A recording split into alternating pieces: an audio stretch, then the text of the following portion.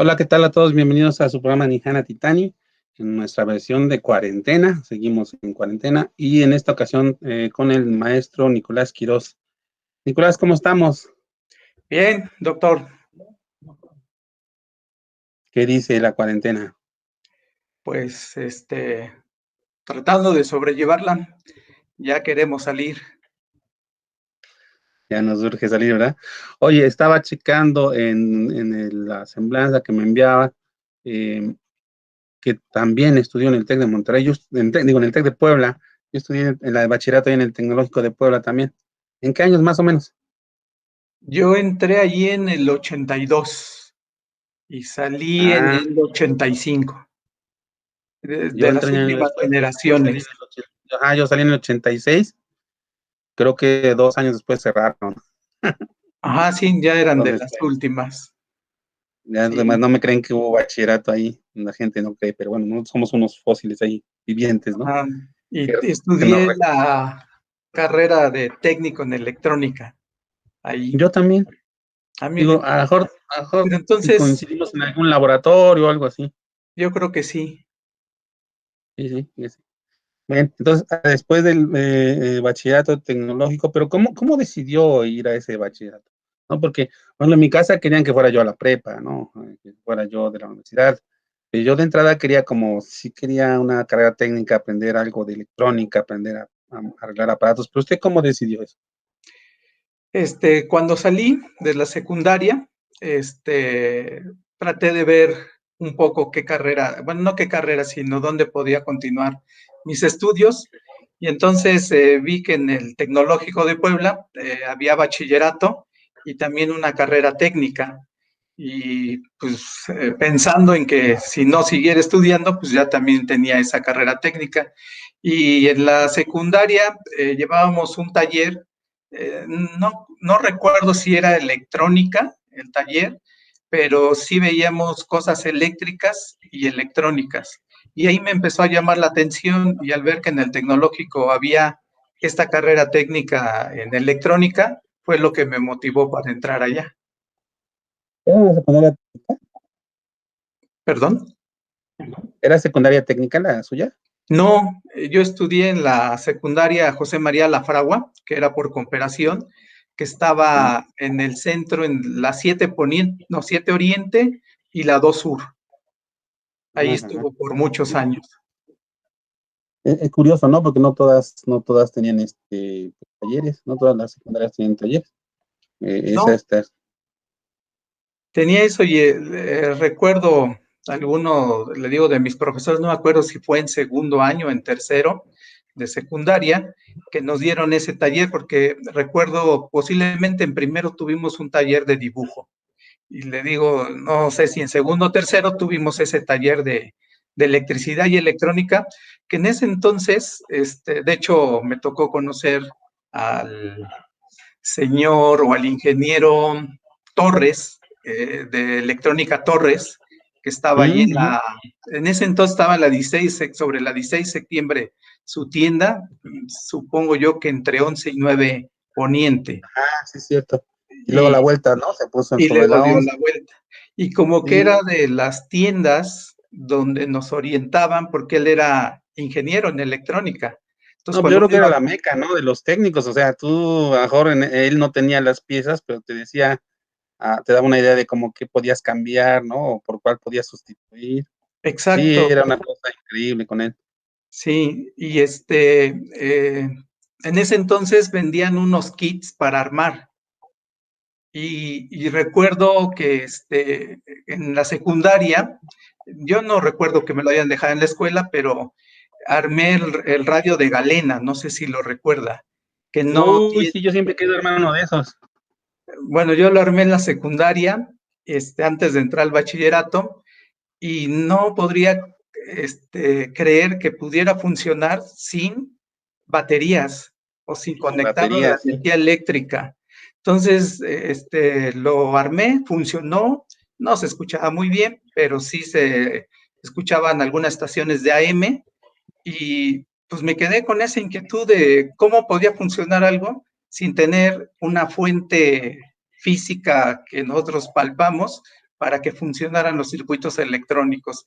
Y Ujú. eso me marcó y yo creo que fue lo que me fue llevando hacia la electrónica. No, es que es increíble, el radio de Galena es increíble, ¿no? Pero estaba viendo un video donde un cuate lo hizo, dice, yo me preguntaba ahorita que de repente, con eso de repente que por ejemplo hubiera un apagón digital, ¿no? O que simplemente se va la luz, ¿no? Y quisieras como tener noticias, pues debes tener una alternativa. Entonces me estaba pensando en un radio de Galena, pero decía, bueno, ya ni siquiera esos diodos existen. O si existen, pues son difíciles de conseguir, ¿no? Los diodos de galena, precisamente. Entonces, no, eran bueno, esos diodos. Y entonces se encontró un video donde explica cómo hacerlo, y sí se puede todavía.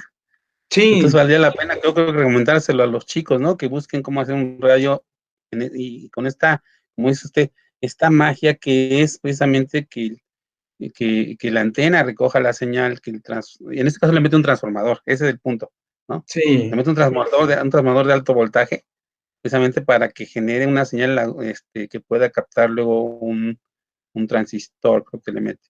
Y entonces ya a partir de eso ya puede captar con el micrófono, con el audífono, perdón, y que no debe ser tampoco de alta impedancia, porque ya no hay tampoco esos blanquitos que antes había. Entonces Ah, resolvió todo y ya tiene ese radio de galena. Pero lo más impresionante que decía en ese video era que pues ese radio lo hicieron en la Segunda Guerra Mundial, lo hacían los reos, bueno, no los reos no, sino ¿cómo se llama cuando te agarran los del bando contrario? Eh, eh, bueno, el chiste es que estaban ahí recluidos y hacían su radio con lápices y con navajas de afeitar para hacer el semiconductor. ya. Y lograban hacer el radio y lograban escuchar las noticias, ¿no? Entonces, creo que vale la pena pues, repasar esas cosas. Entonces, usted se motivó con esto del radio y dijo, es por acá, la electrónica. Y se fue al tecnológico y luego a nuestra facultad, ¿no? Que antes, en ese entonces era escuela, ¿no? Eh, Sí. ¿Qué tal cómo ha estado toda esa parte? Y luego ya la maestría. A mí me tocó, le digo que terminé en el 85, allá en el tecnológico, y entré en primavera del 86 a la universidad. Ujú, Me tocó en ese entonces un paro que hicieron, como dice la Escuela de Ciencias Físico-Matemáticas, porque no tenían computadoras. Y ujú, de hecho, yo no me quedé en el tecnológico a estudiar la ingeniería, porque a mí me llamaba mucho la atención la computación. Y en el ujú, TEC no había en ingeniería computación, que según recuerdo, creo que sí iba a abrir en el siguiente periodo informática, pero pues con eso de que se va a abrir y si no se abre, entonces me pasé a la universidad con la intención de estudiar computación, porque si recuerdan, en físico-matemáticas estaban los 4 colegios, ujú, electrónica, computación, física y matemáticas. Y entonces era tronco común los 2 primeros periodos y dije, pues yo voy a computación, pero cuando me inscribí en electrónica porque decían que en computación no tenían computadoras, que eso era una realidad, tenían muy pocas, y que había que ir a apartar máquina a las 4 de la mañana. Y yo decía, ujú, no, pues no soy de los que me levante tan temprano. Entonces me metí a electrónica y dije, dependiendo cómo vea, me cambio a computación. Pero pues ya me seguí en electrónica, pero siempre me ha llamado mucho el área de la computación y es un poco lo que ujú. hago donde mezclo estos dos mundos. Sí, es que los chavos de ahorita no saben lo que es pues, bueno, no ubican la dimensión de que este aparato que tenemos en las manos, que es un celular, que tiene cosas que cuando nosotros éramos chavos no existían, ¿no? Como dice, hacer cola para que te presten una computadora. En realidad ni siquiera una computadora, a veces era, en el caso del centro de cálculo, una terminal hacia una computadora central, ¿no?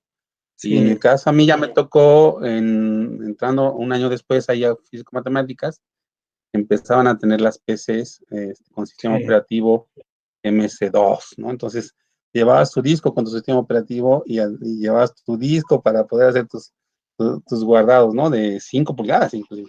Entonces, Sí, pues, y tenían ahorita las no, dos ya, unidades, ¿no? La A y la B, uno para el sistema operativo y el otro para la aplicación que estábamos corriendo. que vaya De esa hecho, cola, ese ¿no? paro fue lo que logró que adquirieran esas PCs. Ujú. Sí, sí, fue una cosa impresionante. Y ahí Pero me muy bien, acuerdo y luego sí. de Sí, una continúa. anécdota que las veces que habíamos entrado a sesiones en la computadora, siempre estaban prendidas las máquinas. Y un día entré temprano y nunca me había tocado encender una computadora. Entonces estaba apagada y como pues uno no estaba acostumbrado a esos equipos y siempre que llegaba Ujú. estaba encendida, pues resulta que le busqué todos los botones, le encendí, pero como traían un botón para encender el monitor y otro para encender el CPU o el gabinete donde estaba en Ajá, realidad la ajá. computadora, pues encendí ese, pero no veía nada. Entonces, de esas cosas que apenas No, nos estábamos. no prendió el Exacto. monitor. Y bueno, pero ahora hemos avanzado muchísimo, ¿no? Y luego usted hizo la maestría en el INAOE y precisamente ya nos va a platicar un poco más de estas investigaciones que hace y el laboratorio que trae, ¿no? A ver, cuéntenos. Terminando la licenciatura, yo terminé en el 93, y siempre quería, bueno, mi idea era estudiar un posgrado, pero me fui a trabajar y me tocó, estaba trabajando en Comisión Federal de Electricidad en el 94 y ve que vino la devaluación Ujú. y todos los ingenieros que estábamos en un programa de Comisión Federal nos cortaron. Y entonces con la crisis en el 95 pues había muy poco trabajo y casi los pocos que había pues no eran bien pagados. Entonces ahí ya decidí ir a estudiar la maestría y entonces entré en el 96 al INAUE y en electrónica continué, pero también con esa idea de mezclar el software y el hardware. Entonces ahí terminé haciendo la maestría en electrónica con especialidad en instrumentación, que era un poco mezclar estos dos mundos. Ok, muy bien. A ver, entonces traía unas diapositivas, nos las quiere poner para que nos vaya platicando. Claro, bueno, este, este, actualmente en la facultad o en la universidad coordino dos laboratorios. El laboratorio de innovación BOAP Intel es un laboratorio que fue inaugurado en junio del 2017 y que está al amparo de la Facultad de Electrónica y de Computación. Entonces yo al trabajar en en las dos facultades y con esta situación de manejar tanto un poco del software y del hardware, pues se dio como una situación normal que quedara en esta parte, y bueno, y por el trabajo que habíamos hecho. Entonces, el día de la inauguración, esta es la foto, nos acompañó el rector, el, este, el doctor Jesús Palomino, que es el director de Intel, la doctora Luz del Carmen, el maestro,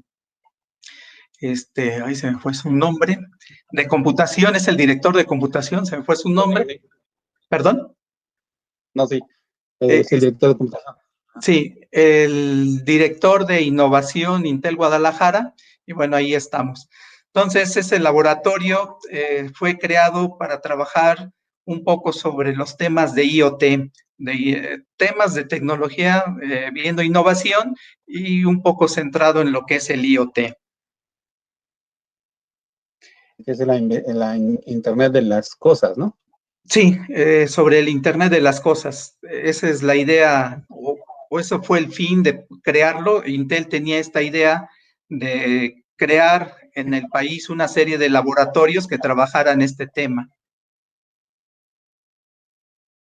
Bueno, aquí vemos una foto donde estamos en una reunión de la red de laboratorios. Se llama esta red Innovation Labs Network y es una red que agrupa 10 laboratorios que están a lo largo del país.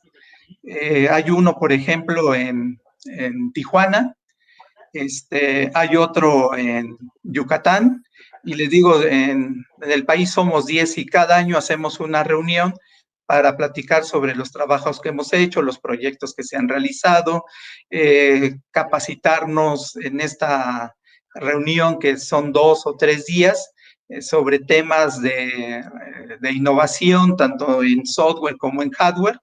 Entonces, se hace un ambiente interesante porque nos reunimos los coordinadores de los laboratorios y empezamos a hacer algunas estrategias de vinculación para ir trabajando sobre algunos proyectos. El laboratorio de innovación, generamos unos talleres a través del año sobre temas de IoT, o sea, de Internet de las Cosas, sobre algunos lenguajes de programación como C o Python, también Linux, pero no los trabajamos en PC, sino en pequeñas computadoras.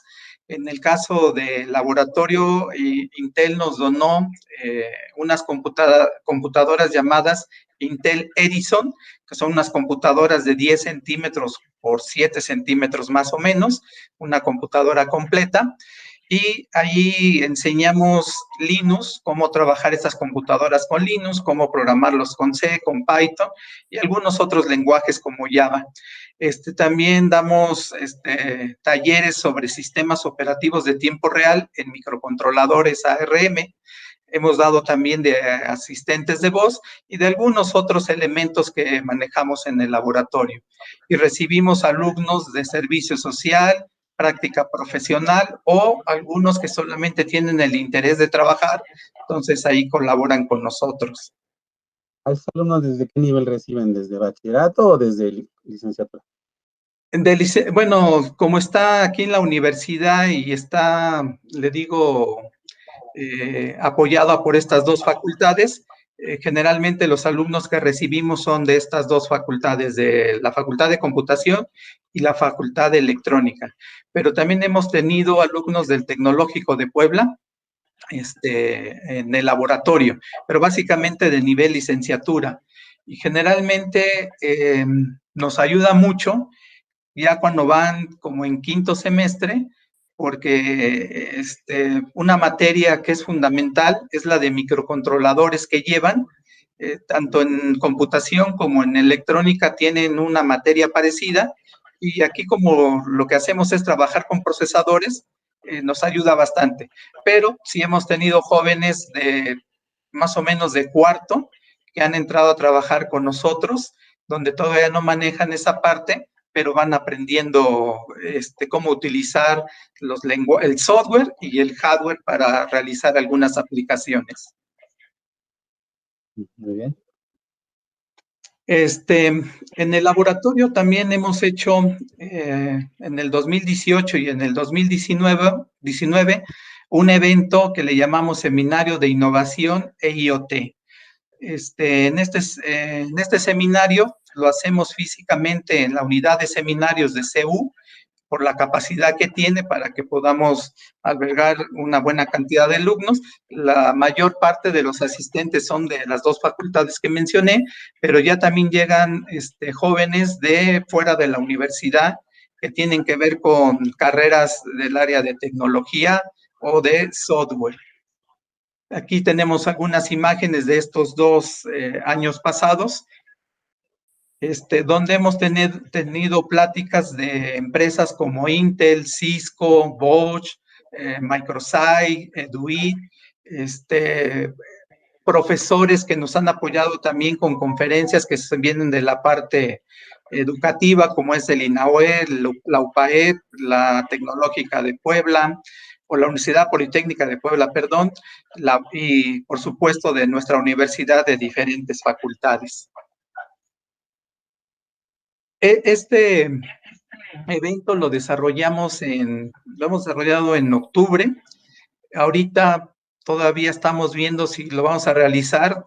Pensar en algo presencial lo vemos complicado. Si lo llegamos a realizar este año, posiblemente sea de manera virtual. Otro laboratorio que coordino es el laboratorio llamado SLED, que ese lo inauguramos en el 2016, y ese laboratorio se creó en base a un proyecto en el cual participamos varios profesores de la facultad, que más adelante les voy a hablar de él, y con los recursos que nos dieron para ese proyecto, armamos este laboratorio que está en el edificio 6 de nuestra facultad, en la planta baja. Y ahí trabajamos más en el de innovación, trabajamos más con software, y en este laboratorio SLED trabajamos más con el hardware. Hacemos desde los diseños de tarjetas, ahí soldamos las tarjetas, ahí probamos los circuitos, y les digo, más la cuestión de software lo hacemos en el laboratorio de innovación. Fíjate que iba a comentar que sí, estudiamos ahí en el Tecnológico de Puebla, el bachillerato yo también fui el bachillerato en electrónica, y pues me tocó arreglar teles hasta de bulbos, ¿no? O sea, somos del siglo pasado. Pero precisamente de lo último que yo llegué a trabajar digamos, en instrumentación fueron los osciloscopios, pero del año del caldo, ¿no? Todavía eran con estas, Analógicos. ¿cómo se llama? Analógicos, con estas y grandototes, ¿no? No. Y estos que estoy viendo acá, que esos no los he visto en vivo, pero bueno, están pero preciosos, ¿no? Se ven muy bonitos. Sí. Y se ven muy, ya en color inclusive, ¿no? Que esos yo no lo llegué a ver. Y de 4 canales es este. En el laboratorio, le digo, a partir del proyecto, pues compramos equipo de buenas características.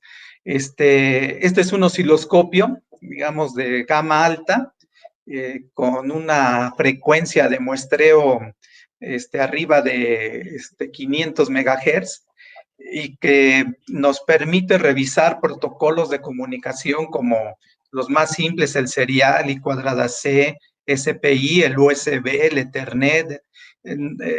Tiene este osciloscopio muchas características, y les digo, tiene hasta 4 canales y son a colores. Y junto, por ejemplo, se alcanza a ver, ese es un generador de funciones que ya también trae una pantalla para ver la señal que estamos generando. Y más adelante se observa un multímetro de banco. Entonces, generalmente estos equipos no los tenemos en los laboratorios con los estudiantes. Ahí tenemos unos equipos más sencillos que son suficientes para lo que hacemos en esos laboratorios, pero aquí a veces ya necesitamos tener mejores características de los equipos de medición para las pruebas que realizamos. Sí, ya son más de precisión, ¿no? Precisamente por los diseños que están haciendo. Sí, ya los más sencillos generalmente ya no responderían a las necesidades que tenemos. Y le digo, este laboratorio ahí está en el edificio 6, y ahí trabajamos más la parte del hardware. Bueno, como comentaba yo, esta parte de la plática la estoy enfocando a la relación que existe entre el software y el hardware. Por ejemplo, de estas dos facultades, la nuestra, la de electrónica y la de computación, en electrónica tenemos muchos expertos en la rama de la electrónica y en sus diferentes variantes, y en computación tenemos muchos expertos en todo lo que tiene que ver con los lenguajes de programación, bases de datos, la nube, etcétera. Pero, pues a veces, como el concepto de Internet de las cosas abarca los dos mundos, no suele ser tan simple hacer proyectos de ese tipo.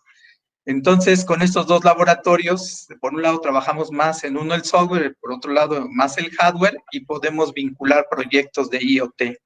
Entonces, ahorita les voy a hablar un poco del IoT para tener referencia, y al final les hablaré de algunos proyectos que hacemos en los laboratorios. Bueno, sí.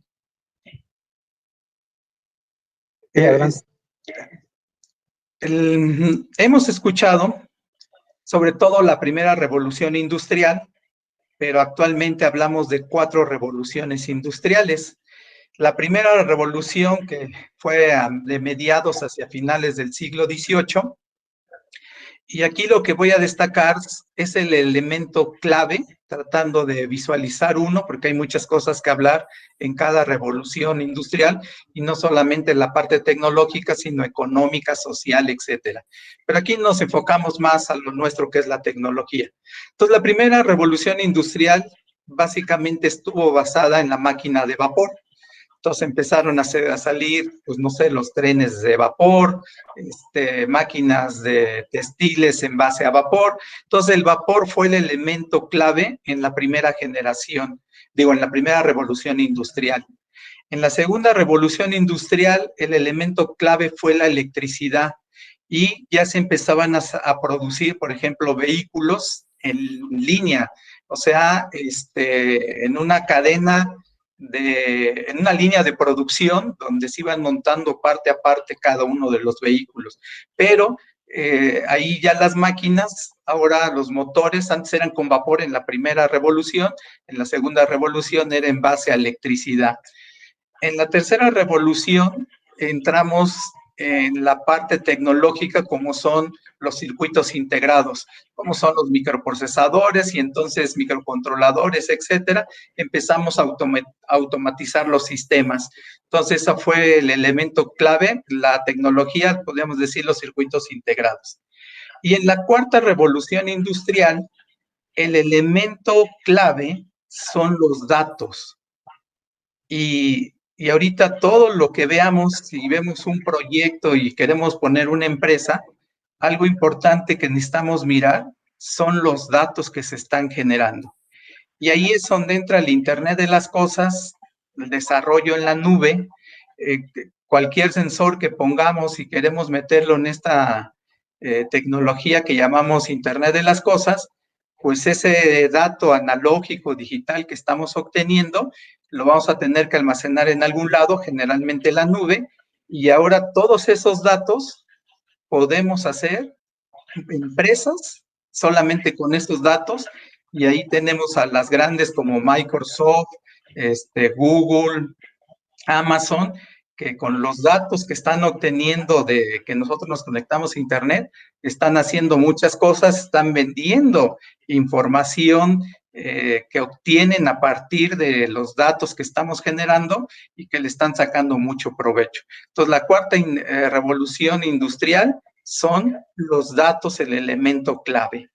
Esto de los datos es muy importante porque ahorita la pandemia nos dio como una cubetada de agua, ¿no? Y hay actividades, hay empresas que si no se subieron a la nube, pues no siguieron avanzando. Pero lo que me llama la atención es lo que quería comentarles, que hasta me ha tocado pedir comida, que pues es la que compras luego en la esquina con la señora que está haciendo sus gorditas, ¿no? A mí me traen tlayoyos a la casa, o sea, la señora subió sus datos a Facebook, y la contactas por WhatsApp y te trae tus tlayoyos, ¿no? O sea, si esto no lo ha visto la gente, bueno, los grandes en las empresas, pues no van a poder sobrevivir, ¿no? Como hay tiendas en el centro que quieren que a fuerza vayas a comprarles hasta allá y no tienen envío a domicilio, en este momento están perdidos, ¿no? Entonces, como tú dices ahí, tener estas empresas que manejan los grandes datos y entonces ubican, ¿no? Te ubican, por ejemplo, a dónde puedo ir a comprar comida, a dónde puedo ir a comprar papelería, pues es ahorita el negocio, pues un negocio que no tiene ni un local físico, ¿verdad? Sí, actualmente podemos tener un negocio sin tener un local que esté a la vista del público.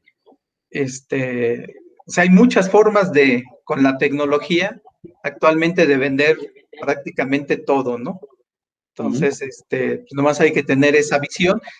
Ahorita en unas diapositivas más adelante hablaremos un poco de esos aspectos, de cómo poder empezar a ver negocios con el Internet de las cosas, porque ahorita la mayoría de proyectos de IoT, pensando en empresas que están sacando, generalmente visualizan que nos vendan la infraestructura y todavía no se visualiza todo lo que podemos vender de servicios con el Internet de las cosas o con cualquier negocio que se ponga y utilizando las redes sociales o la infraestructura que tenemos conectada a Internet, como decía, para vender lo que sea, ¿no? Muy bien. Bueno, quise darle otro panorama para que vean que no solamente es lo tecnológico en software, hardware, sino que si ahorita que hablábamos de negocios, si un joven sale de la universidad y quiere poner un negocio, pues no es que solamente su perspectiva de lo que conoce sea lo que lo oriente a poner un negocio. Y la empresa Gartner publica cada año diferentes gráficas que se llaman el ciclo de sobreexpectación de las tecnologías emergentes. Cada año está sacando. Aquí está una que sirve para ver en términos generales las diferentes tecnologías emergentes que están surgiendo. Bueno, ahora ya entremos a algunos conceptos básicos del IoT. El IoT es un concepto que nace o se supone que lo propone Kevin Easton del MIT, con un proyecto que tenía con RFID o ID, donde él en un proyecto que tenía con una empresa comercial, creo que era una tienda departamental, si no mal recuerdo, tenían problemas con los suministros, con faltantes de que no podían llevar en tiempo real cuánto estaba saliendo, por lo tanto, qué necesitaban comprar. Y entonces ahí empezó a pensar esta parte, ¿por qué no las cosas se identifican? Que esa era la comunicación de RFID, y en tiempo real saber cómo están esos movimientos. Y entonces ahí él propone el concepto de Internet de las cosas y ahí empieza a surgir. ¿Y qué es el Internet de las cosas? Pues básicamente es un concepto que se refiere a la interconexión digital entre objetos cotidianos, lo que llamamos machine to machine, o sea, una computadora o una máquina en términos generales que se conecta con otra máquina para que puedan tomar decisiones. Una definición, por ejemplo, del clúster de investigación europeo, que nos habla del IoT, que sí está bastante buscada la definición, nos dice que el Internet de las Cosas es una infraestructura de red global y dinámica con capacidad de configuración automática basadas en protocolos de comunicación estándar e interoperables, donde los objetos físicos y virtuales tienen identidad, atributos físicos y personalidad virtual y usan interfaces inteligentes y están perfectamente integrados en la red de información. Bueno, esa es una definición bastante Da hasta completa. miedo, ¿no? Todo lo que dice Sí, ahí. sí, está muy completa, ¿no? Yo creo que la anterior de que simplemente las cosas se comunican a Internet, máquinas con máquinas, nos queda claro de qué es el IoT. Clara, sí. Sí, pero pues bueno, la otra es una situación muy completa. Entrando a ver un poquito ya más a lo que es jóvenes que estudian electrónica, computación, etcétera, o mecatrónica, o carreras afines, el IoT, ¿cómo lo visualizamos? Lo podemos visualizar en tres capas o cuatro, de hecho son cinco. La tecnología, que es la tecnología que se requiere física para que exista el IoT. Entonces vamos a ver que en el mundo real lo que tenemos que hacer es censar qué está pasando en ese mundo real, o sea, alrededor de esa cosa, y luego necesitamos un sistema empotrado que generalmente lo hacemos con un microprocesador o un microcontrolador, o un pequeño sistema empotrado, y necesitamos conectividad para llegar hacia Internet. Entonces, esa es la parte de la tecnología que necesitamos. Lógico que está inmerso la programación en diferentes lenguajes que se requiere y protocolos. Esa parte del software es lo que nos va a dar vida a esta parte del hardware para que veamos esto que está más enfocado hacia las aplicaciones y muchas de esas aplicaciones, pues les digo, son los servicios que vemos. Entonces ahora hablamos de energía inteligente, estacionamientos inteligentes, casas inteligentes, distribución de energía inteligente, luces inteligentes, carros inteligentes, todo, y la salud inteligente, todo inteligente. Entonces, ahí mayormente de las aplicaciones le digo, el reto que ahorita tenemos y que los jóvenes necesitan empezar a ver para desarrollar proyectos IoT es los servicios en estas ramas que se están creando con respecto al IoT. Y decía yo que en realidad son 5 capas. Otra vez, acá abajo es el hardware, decía yo, los sensores, los actuadores, los microcontroladores o microprocesadores, la parte de conectividad, y les digo, ahí está inmerso el software, y luego la parte de la nube. Todo esto, nuestros sensores van a generar datos que se van a procesar por un microcontrolador o un microprocesador, y luego con la conectividad lo puedo llevar a la nube. Y ya también ahí en la nube tengo servicios de almacenamiento, porque si yo pongo en la ciudad de Puebla, por decir, en cada semáforo cámaras, estoy generando una cantidad muy grande de datos y pues necesito un servicio de almacenamiento que no falle, que esté los 7 días de la semana, las 24 horas del día, sin que falle. Entonces, hay muchas empresas que nos venden servicios de almacenamiento, manejo de nuestros datos, analítica para aplicar a nuestros datos. Entonces, ahí hay muchos servicios que ya nos están vendiendo los grandes proveedores, como son estas empresas que mencionaba hace un momento. Y luego ya viene la parte de aplicación. Y la quinta capa es la seguridad. Pero esta quinta capa es transversal. Debe existir seguridad en la parte física, por ejemplo, del microcontrolador, la parte de la conectividad, también tenemos que tener seguridad, deben ir encriptados nuestros datos. En la parte de la nube también necesitamos seguridad, y lógico que en la parte final, que nosotros es lo que visualizamos, que son las aplicaciones que se están generando. Entonces, la quinta capa es transversal a las demás capas.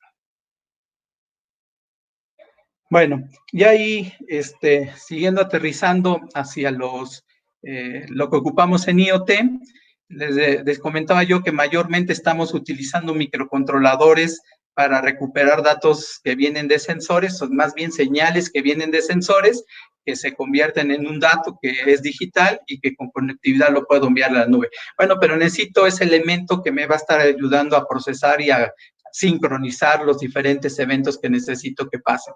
Se está volviendo un estándar los microcontroladores ARM Cortex. Cuando hablo de microprocesadores o procesadores ARM Cortex, mayormente existen 3 tipos.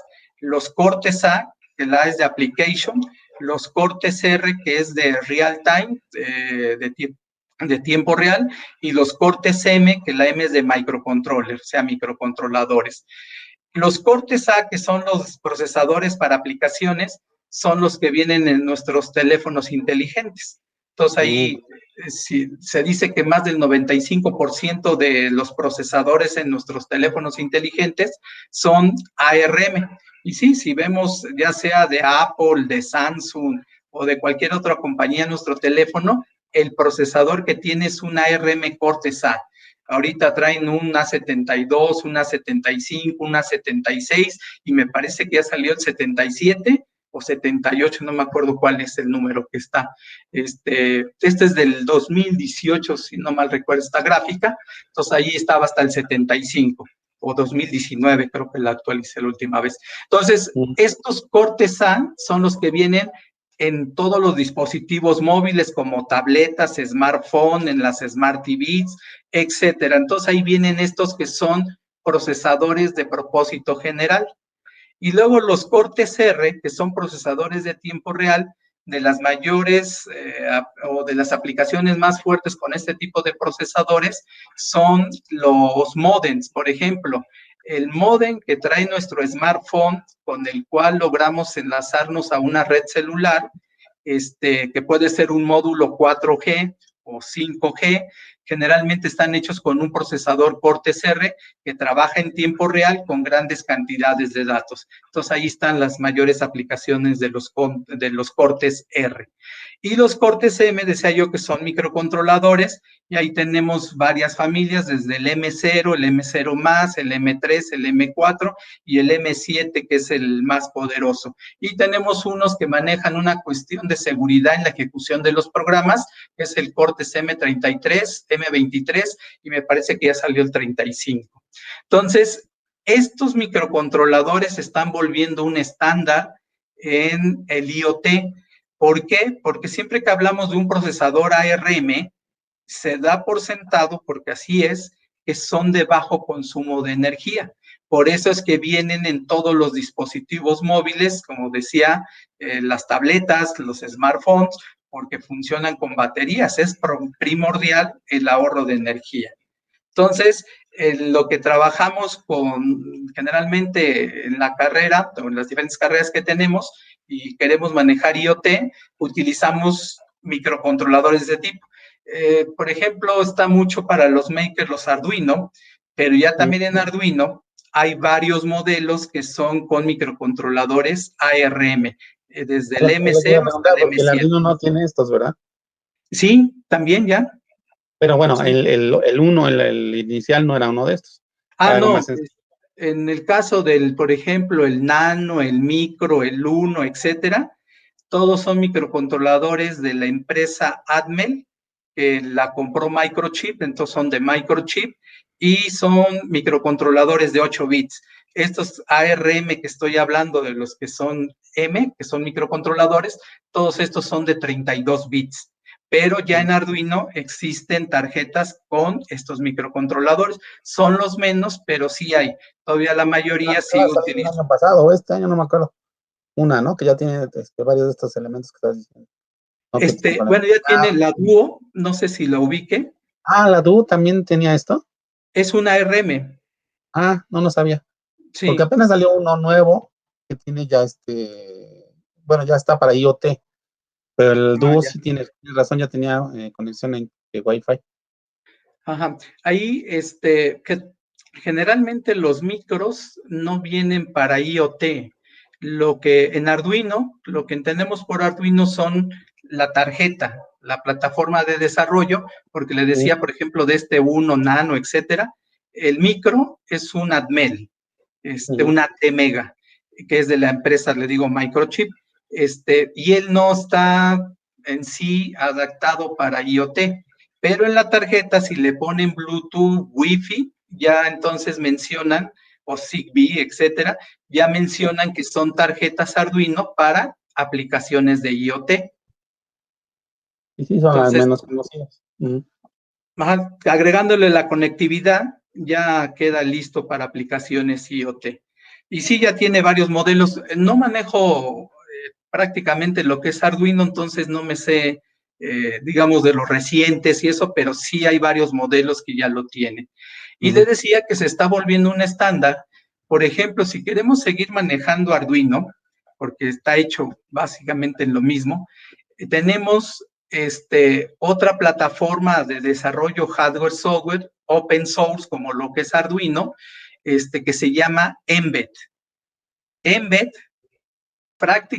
no prácticamente, todos los microcontroladores que tiene están basados en ARM. Y le digo, es de código abierto y de hardware abierto, lo mismo que Arduino, pero son puros microcontroladores de 32 bits, de bajo consumo de energía y que vienen en tarjetas que ya están hechas para el IoT, o sea, tienen esta parte de conectividad. Entonces, si uno quisiera saltar a manejar estos como lo manejan con Arduino, está la plataforma Mbed. La forma de programar es exactamente la misma. Las funciones se llaman igual. Ya, pues está muy fácil, ¿no? Sí, y es una tecnología que le digo, se está volviendo un estándar y ahorita mencionaré por qué. Bueno, en aplicaciones que tienen que ver con procesamiento de imágenes, ya sea para realidad virtual, aumentada, para reconocimiento de voz, de rostro, de visión, etcétera. Estos microprocesadores, sobre todo los Cortex A y R, está muy bien porque traen un elemento que se llama neón, que es un acelerador de punto flotante. Y cuando trabajamos con audio, video, voz, etcétera, las operaciones que se hacen son de punto flotante. Ahí los microcontroladores se quedan pequeños porque la mayoría no hace operaciones de punto flotante. En el caso de estos que mencioné, los que sí hacen operaciones de punto flotante es el M4 y el M7. Los demás no hacen operaciones de punto flotante y si queremos que trabajen con imágenes les va a costar demasiado trabajo. Sí lo podrán hacer, pero en tiempos mayores. Entonces, esta tecnología acelera. ¿Por qué se están volviendo un estándar? Porque en el 2018, ARM dice que su tecnología de microcontroladores, o sea, de procesadores ARM Cortex-M, lo tenían licenciado más de 180 empresas. O sea, prácticamente cualquier empresa de microcontroladores que ubiquemos tiene licenciada esta tecnología. De hecho, yo no conozco de las pocas que sé, alguna de ellas que no tenga esta arquitectura licenciada. El único que no la tenía era Microchip, pero como compró a la empresa Atmel, y Atmel sí tenía licenciada esa tecnología de los ARM, pues ahora también ya lo tiene. Pero ahí en fuera todos han licenciado esta tecnología ARM.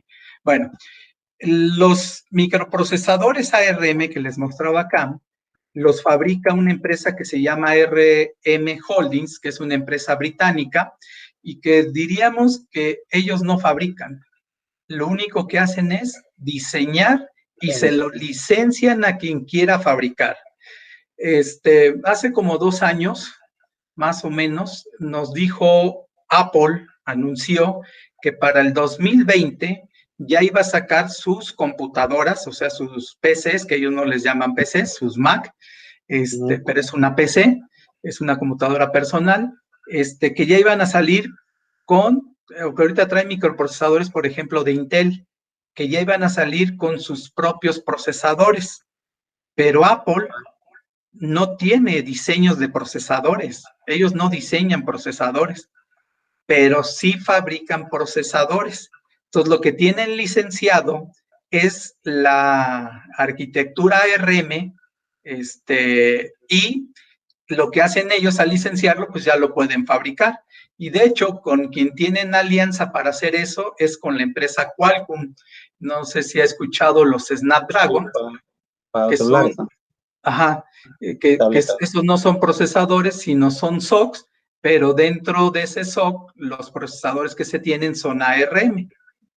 Entonces, con ellos hicieron alianza para sacar sus procesadores que van a venir en sus computadoras Mac, que no hemos escuchado ahorita. Decían que para este año, pero no.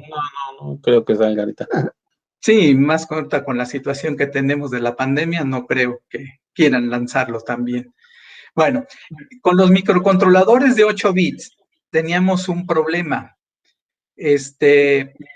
Arduino tiene su plataforma de desarrollo de software y en base al estándar del C que existe para las computadoras personales, se basan para crear ese software con el cual se programan, que es C.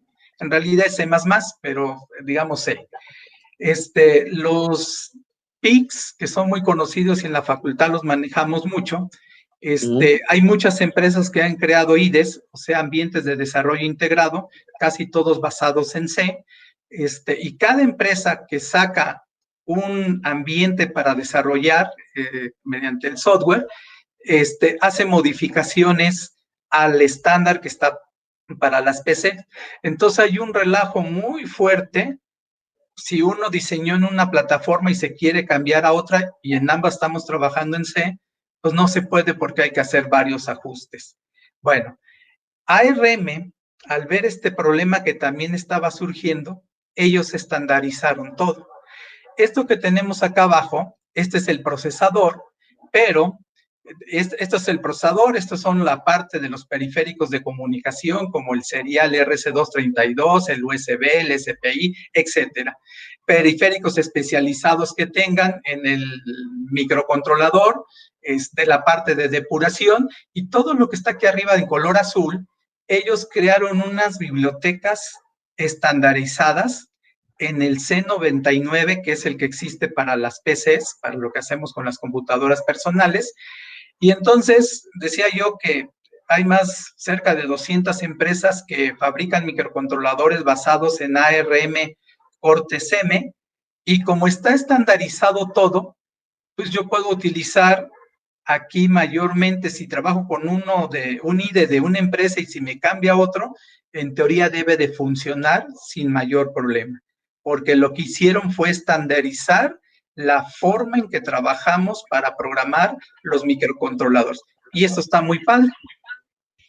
Por eso es que, por ejemplo, les decía de la empresa ENVE, tienen en su plataforma en línea, pues no sé, yo supongo que más de 100 tarjetas, como Arduino, que tiene muchas, aquí tienen pues, a lo mejor hasta más, y no importa de qué empresa sea, va a funcionar con su software que tienen para todas las empresas, si el procesador es ARM Cortex-M. Y le digo, esto está muy padre, porque entonces les puedo enseñar con uno y ya podrán saber esta parte del IoT. Con este ejemplo, supongamos que tenemos una cafetera inteligente y no sé si visualice qué características podría tener. Ahí lo que vemos que tiene un smartphone con el cual la puedo controlar. O sea, hay una aplicación que me permite. Sí. Pero no sé si visualice si digo que es una cafetera inteligente, ¿qué características nos imaginamos que pueda tener? Pues por lo menos que se prenda sola, ¿no? Que se apague sola, ¿no? Sí. A lo mejor puede que analice el café y decida temperaturas, tiempos, no lo sé, ¿qué más podría ser? Por ejemplo, si estoy en el trabajo y yo cuando llego a casa quiero un café que esté caliente, a lo mejor abro mi aplicación y le digo que se encienda, ¿no? Que avise, sí, que ya va a llegar, ¿no? Vas a llegar. Porque la idea es que está conectada a Internet, es una cosa conectada a Internet, entonces la puedo desde cualquier parte del mundo encender y apagar también. Bueno, cosas de esas sí. Sí, también sí. Cosas de este tipo visualizamos que es el Internet de las cosas. Y yo lo que les digo, que si así está, más bien lo que tenemos es una automatización de la cafetera. Ese es desde mi muy particular punto de vista. Y queda corto, Cuando ¿no? ya está, ¿mandé? Queda corto para hacer Internet de las cosas. Sí, exacto. Si ya es de Internet de las cosas, pues decíamos que el Internet de las cosas no es otra cosa que cuando las máquinas, que en este caso la cafetera sería una máquina, se comunica con otra máquina sin que yo le esté diciendo.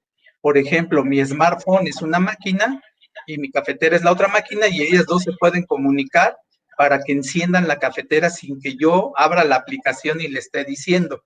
Si eso lo hacen así, entonces empieza este concepto de Internet de las cosas. Bueno, por ejemplo, si yo salgo del trabajo y yo lo que necesito es cuando llegue a casa que esté caliente el café, no necesariamente lo debe encender cuando salgo, sino pues como mi cafetera se comunica con mi smartphone, le puede estar pidiendo la posición donde vengo a través del GPS que tiene el smartphone y entonces hacer un cálculo en qué momento se debe encender la cafetera. Y yo ya no intervengo, sino las máquinas se están comunicando para tomar decisiones. Cuando eso hacemos, entonces yo digo que sí es el concepto de Internet de las cosas. Pero más aún, ¿qué pasa si empieza a llover? Y solamente calculo el tiempo en que se debe de encender en base a la distancia. Pero si está lloviendo, seguramente me haré más tiempo y entonces no conviene que se encienda. Entonces, si me conecta a un servicio del clima, o sea, mi cafetera se conecta a un servicio del clima, puede pedir para saber si está lloviendo y saber ahora hacer otro cálculo de en qué momento debe encender la cafetera. ¿Qué pasa si ya estoy como a 3 cuadras de casa y ocurre un accidente? Y entonces esos a lo mejor 5 minutos que me iba a hacer ahora se van a convertir en 20 o media hora. Entonces, si entro a un servicio del tráfico, puedo saber que no la necesito, si ya la había encendido, incluso la tendría que apagar, porque ahí se va a quedar atorado la persona y no va a llegar en el tiempo que corresponde. Para terminar, que hay muchas cosas que podemos agregarle, ¿qué tal si este día yo tengo una cita con el dentista y no tiene que encender la cafetera? Entonces, la cafetera se puede comunicar a mi agenda para saber cuáles son mis citas y determinar si la debe encender o no. Esto que estamos viendo es el Internet de las cosas cuando las máquinas se comunican entre ellas pasándoles datos para que en base a esos datos puedan tomar decisiones de lo que debe ser la cosa. Entonces esto se hace muy interesante cuando empezamos a ver aplicaciones de IoT. Y ya cambia mucho. Sí, o sea, yo diría que la visión, mucho de lo que tenemos es que si tiene conexión a Internet y sensores y eso, consideramos que ya está en IoT. Yo digo que todavía no, y lo que mencionaba tiene que ver mucho con los servicios. Bueno, ya ahora pasamos a la parte de proyectos. Les voy a hablar brevemente de algunos de los proyectos que tenemos o que hemos hecho. Y bueno, en el 2015, yo diría que en mi caso empecé a trabajar con cuestiones de IoT. Hicimos un sistema de interconexión de vehículos con tecnología inalámbrica y acceso a la nube, que se llamó DIM. Básicamente lo que hacíamos era algo muy simple. La propuesta era muy interesante, sin embargo, el proyecto físicamente terminado, pues no tenía grandes cosas. Lo que hacíamos nosotros era ponerle un acelerómetro y cada vez que pasaba un bache en base a ese acelerómetro determinábamos ese bache y que no habría a veces mucha posibilidad de distinguir a lo mejor entre un tope y un bache, que sí puede haber diferencias, pero nosotros si hacía un cambio de aceleración era un bache. Y entonces la idea es que si todos los vehículos tienen esos sensores y los suben a la nube, yo si voy viajando de un lugar a otro, la idea era que en un mapa de los de Google se subieran los datos a la nube y pudiera ver el recorrido del punto de donde salía a donde voy, me dé alternativas, pero ahora considerando estas situaciones del estado de las calles. Y entonces me pintaba en color verde la mejor opción, en amarillo una de no tan buena y en rojo una que sí estaba lamentable el lugar de recorrido. Exacto. Le agregamos también tecnología NFC y donde lo que proponíamos era que sí era un vehículo que no era para discapacitados y se estacionaba en un lugar de discapacitados, el vehículo empezaba a sonar y al menos que lo quitara se podía pagar, menos no lo podía pagar. Entonces también para trabajar con esa parte le pusimos un botón de pánico y ahí lo manejamos por Bluetooth y la idea era que los que están cercanos ahí, si me están asaltando algo, presionar ese botón y como se supondría que todos tendrían la aplicación, les llegaría el aviso que nos están asaltando. Y le digo, nomás era Bluetooth, NFC, la parte de la nube era por medio de Wi-Fi y sí lo enviaba a la nube. El smartphone se conectaba, a través de él se enviaban los datos a la nube y con la API de Google dibujábamos los mapas. Entonces, no tenía gran ciencia, pero sí estaba interesante y digo, eso lo hicimos en el 2015.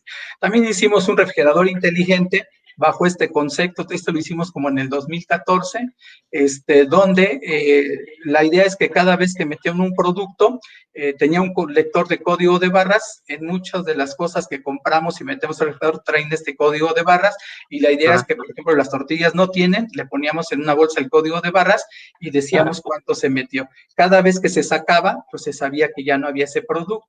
Y entonces nuestro refrigerador se conectaba a la nube y a nuestro smartphone, que teníamos una aplicación, nos decía qué nos faltaba en el refrigerador. Entonces ya nos mandaba la lista de compras.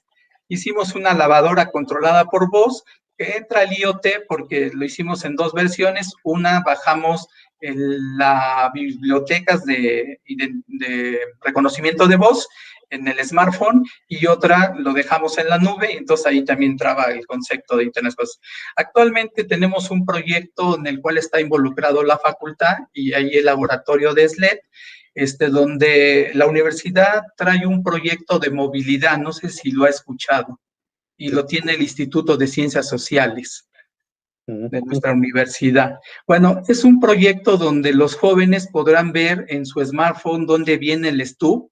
Si están en su casa, les calculará el tiempo que estarán de su casa a donde pasa el STU para saber que se les da tiempo y les dice cuántas personas o cuántos alumnos, que generalmente vienen alumnos, vienen en el autobús para que ellos puedan tomar decisiones de que si lo esperan o no. Ese proyecto ya tenía que estar funcionando, pero suerte con la pandemia, pues ya no No se pudo salió probar.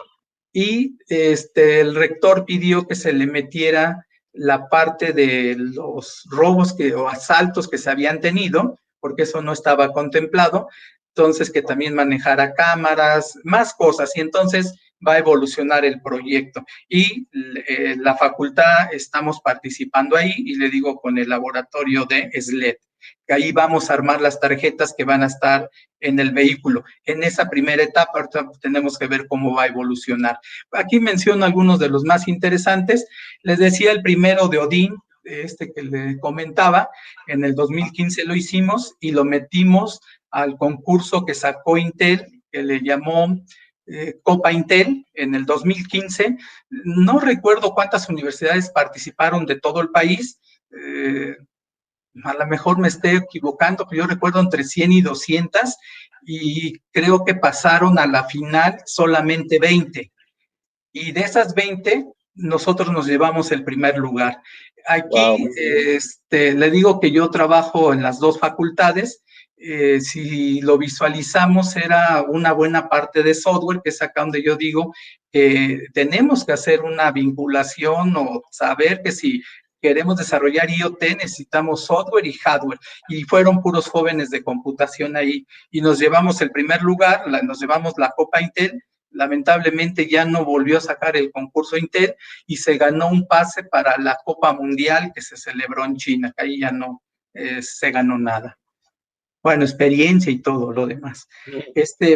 Tenemos, por ejemplo, una plataforma de monitorización ambiental basados en uvas en vehículos autónomos no tripulados, con perspectiva del IoT. Entonces tiene una serie de sensores que detecta gases y lo envía a la nube para hacer medición. Aquí hemos trabajado en este caso en todos. Generalmente trabajo con otros compañeros y aquí, por ejemplo, con el doctor Fermi trabajamos.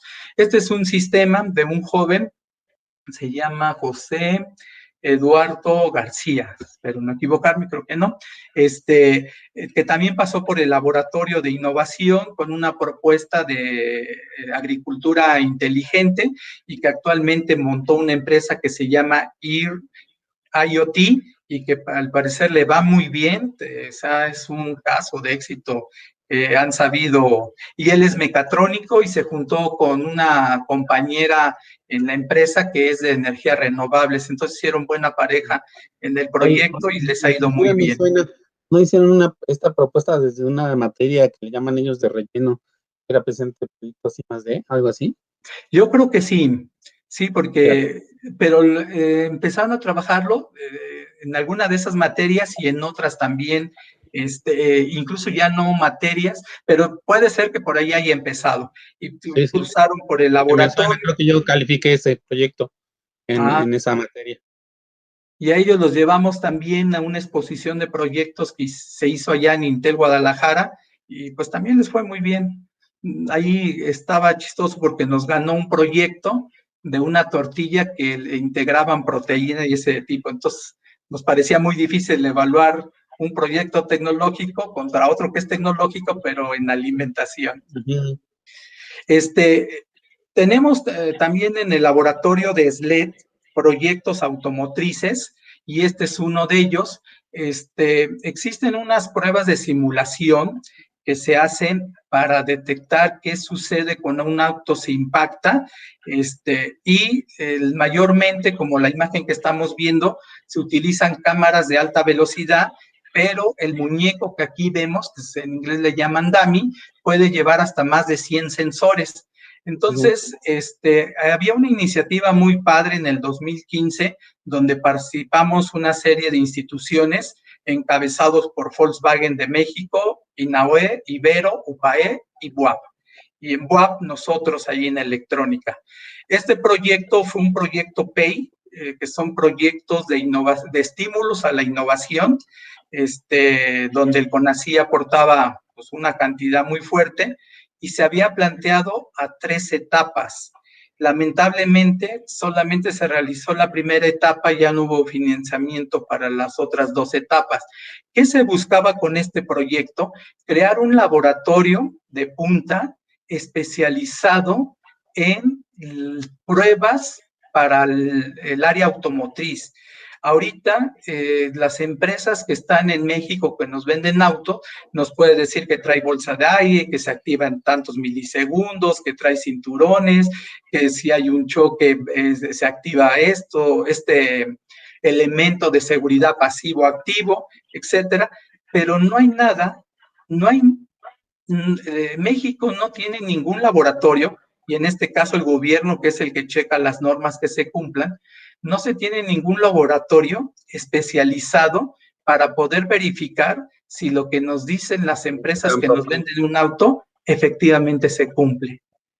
Sí, y entonces estaba muy interesante esa parte, sí, estábamos todos los que participamos muy entusiasmados en ese proyecto, pero lamentablemente por N situaciones ya no se pudo dar continuidad al proyecto. BUAP estaba estrictamente enfocado a la parte de diseñar y manejar tarjetas de adquisición de datos para este tipo de pruebas con todos los sensores que pudiera llevar el DAMI. Y ahí es donde nosotros estuvimos trabajando con varios profesores de la facultad y alumnos de la facultad también. Entonces, de ahí sale el nombre del laboratorio SLED, porque estas pruebas se llaman así, pruebas SLED, y ese laboratorio que les mostraba que tiene tecnología o equipo sofisticado, de lo que nos tocó de nuestra participación en este proyecto, se equipó con 3 millones de pesos ese laboratorio y así es como surge ese laboratorio, con lo que obtuvimos del proyecto. Y continuando con el trabajo que empezamos ahí, diseñamos ya nuestra propia tarjeta de adquisición de datos para pruebas de simulación de impacto automotriz, y esta es la tarjeta que se diseñó. Ahí continuamos con un trabajo de maestría y con el doctor Gerardo, el doctor Héctor Santiago, el maestro Héctor Santiago y su servidor, ahí estuvimos, y el tesista Víctor. Y logramos hacer esta tarjeta. Esta es una imagen de la tarjeta que se fabricó. Si alcanza a ver, aquí dice Logotec, que es la marca registrada que tiene la universidad. Estamos en proceso de sacarle la patente, pero con la situación que ahorita tenemos, pues no hemos podido avanzarle. Y aquí tenemos tecnología que son FPGAs, microcontroladores de 32 bits, esta es una memoria, diferentes circuitos integrados especializados, como son los amplificadores operacionales programables. Aquí esta línea divide la parte analógica y la parte digital. Es un sistema mixto. Aquí está la tarjeta con algunas pruebas que hicimos. Entonces, es una tarjeta que estamos en un proceso de sacarle patente y de ver cómo en Volkswagen, en México, donde conocemos, Volkswagen es el único que tiene un laboratorio de este tipo, donde pretendemos probar la tarjeta, pero ahorita pues no hemos podido hacer esa situación. Los automóviles, este es otro proyecto, traen más de 100 microprocesadores en su interior y por lo tanto existen varias redes para interconectar los diferentes sistemas que tiene el automóvil, y ahora se necesita un gateway que me permita comunicarme generalmente por CAN o por LIN o por FlashRay hacia el gateway, que me va a permitir comunicar un sensor que está, por ejemplo, en el área del motor con un sensor que está en una puerta, etcétera. Se necesitan gateways para conectar las diferentes redes, que aquí cada una de estas en realidad no son redes, sino son buses que conectan diferentes elementos del auto y que necesitan enviarse a otros buses, por ejemplo, al cuadro de instrumentos, si este es el que verifica el motor si está funcionando y le pide las revoluciones, tendrá que enviarlo a través del gateway para que llegue al cuadro de instrumentos y se pueda ver. Este es el gateway que hicimos, que es con un microcontrolador ARM Cortex M7. Esta tarjeta fue probada y la probamos en el laboratorio de automotriz, en el auto híbrido.